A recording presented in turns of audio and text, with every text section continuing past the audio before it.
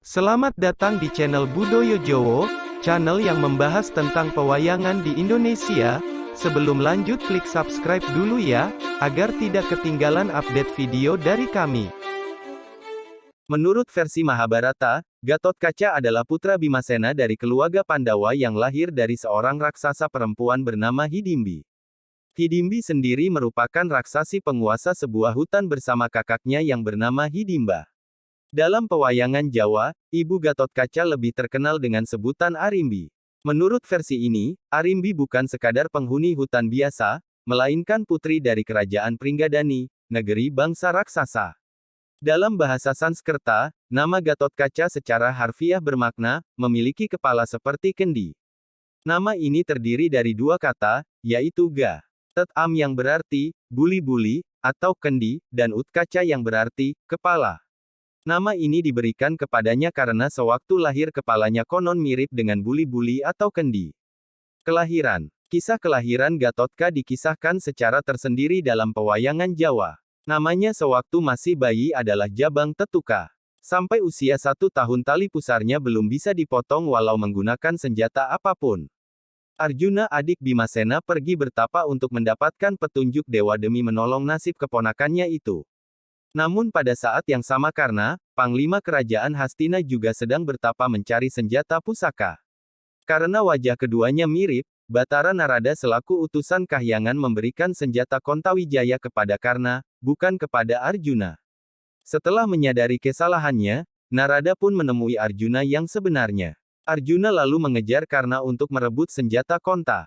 Pertarungan pun terjadi. Karna berhasil meloloskan diri membawa senjata Konta, sedangkan Arjuna hanya berhasil merebut sarung pembungkus pusaka tersebut.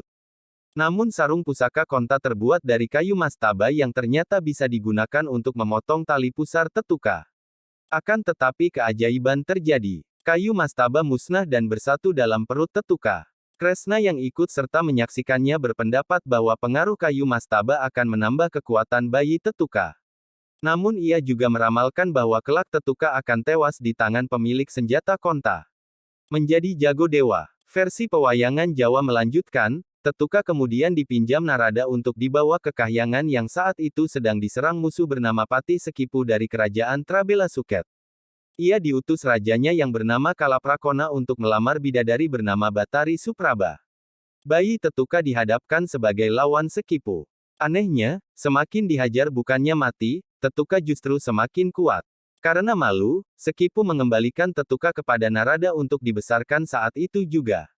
Narada kemudian menceburkan tubuh Tetuka ke dalam kawah Candradimuka, di Gunung Jamurdipa.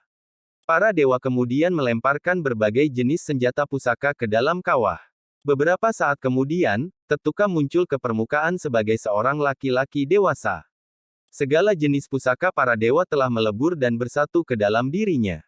Tetuka kemudian bertarung melawan Sekipu dan berhasil membunuhnya menggunakan gigitan taringnya. Kresna dan para Pandawa saat itu datang menyusul ke Kahyangan. Kresna kemudian memotong taring Tetuka dan menyuruhnya berhenti menggunakan sifat-sifat kaum raksasa. Batara Guru Raja Kahyangan menghadiahkan seperangkat pakaian pusaka, yaitu caping Basunanda, kotang Antrakusuma, dan terompah pada Kacarma untuk dipakai Tetuka, yang sejak saat itu diganti namanya menjadi Gatotkaca. Dengan mengenakan pakaian pusaka tersebut, Gatotkaca mampu terbang secepat kilat menuju kerajaan Trabela Suket dan membunuh Kalaprakona.